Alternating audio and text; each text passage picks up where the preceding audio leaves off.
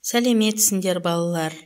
2-ші сынып қазақ тілі сабағы. Сабақтың тақырыбы антоним дегеніміз. Антоним ұғымымен танысасың. Тапсырмаларды орындау барысында антоним сөздерді тауып, мағынасын ажыратасың. Мына бейнероликке назар аударыңдар.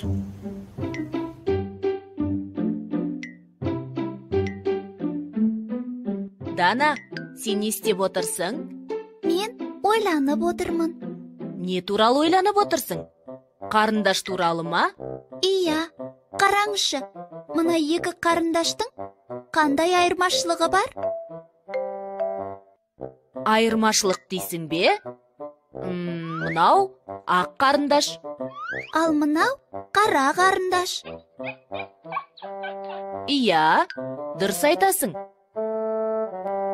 Ақ және қара қарындаш. Тағы мына қарындаш қысқа. Онда мына қарындаш ұзын. Сондай-ақ мынау жуан қарындаш. Иә, ал мынау жіңішке. Ақ, қара, ұзын, қысқа, жуан, жіңішке. Бұл сөздер қарама-қарсы мағыналы сөздер деп аталады. Бұл сөздерді біз заттың сынын білдіретін сөздер деп оқыған едік. Иә, бұл сөздер заттың сынын білдіреді, әрі мағыналары бір-біріне қарама-қарсы. Иә, мен түсіндім. Қарама-қарсы мағыналы сөздер қандай қызық? Үлкен, кішкентай, түзу, қисық, аз, көп, биік, аласа. Иә, бұл сөздердің барлығы қарама-қарсы мағыналы сөздер. Аға, тек қана заттың сынын білдіретін сөздер ғана қарама-қарсы мағыналы бола ма?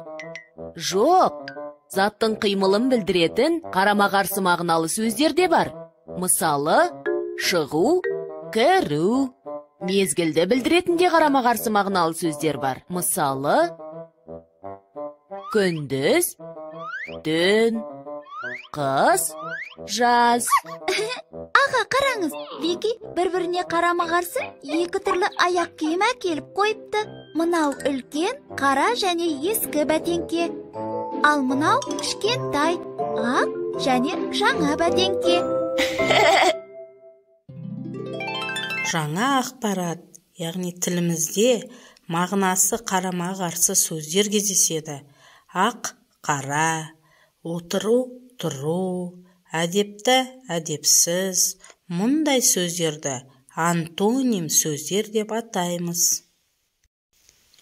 1-ші тапсырма. Мына мақалдардан антоним сөздерді табыңдар. 2-ші тапсырма балалар. Дәптермен жұмыс. Оқулығымыздағы 8-ші бетіндегі 8-ші жаттығуды орындаймыз. 3-ші тапсырма балалар. Антоним сөздерді бір-бірімен сәйкестендіріңдер. Бүгінгі балалар сабағымыздан не білдік? Яғни, бос төргөздерге олардың тұсындағы сөздердің мағынасы қарама-қарсы сөздерді тауып жазамыз. Сау болыңдар балалар, бүгін сабаққа жақсы қатыстыңдар деп ойлаймын.